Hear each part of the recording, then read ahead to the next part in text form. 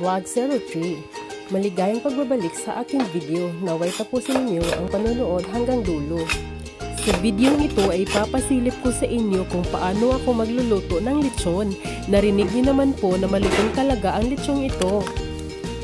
Upang marami pa tayong magagawang video ay help me to share, like, and subscribe. Comment down below lang po sa susunod na gusto nyong lulutuin ko. Mag-umpisa na po tayo. Una ko ang ginawa ay hinugasan ko lang itong belly at pagkatapos ay pinagpahinga ko lang ito sa ref ng overnight.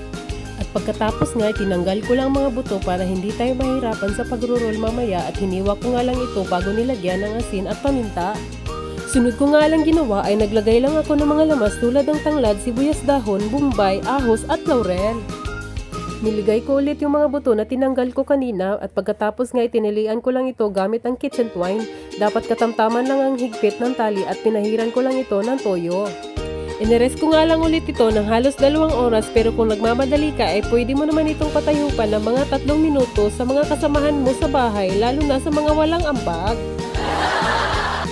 Pagkatapos nga ng 2 oras ay isasalang ko lang ito sa preheated oven na may init na 150 degrees Celsius sa loob ng 3 oras. At huwag kalimutan na maglagay ng tray na may tubig sa ilalim ng lechon dahil gusto natin ng malambot na laman sa loob nito. After 3 hours, palakasin mo na ang apoy sa 200 degrees Celsius at sa prosesong ito ay nais nating palutungin na ang balat. Alalay lang po upang hindi ito masunog. At ayan, luto na. Crispy outside, soft and juicy inside. Tapos na po tayo magluto at maraming salamat sa inyong panunood. God bless you all!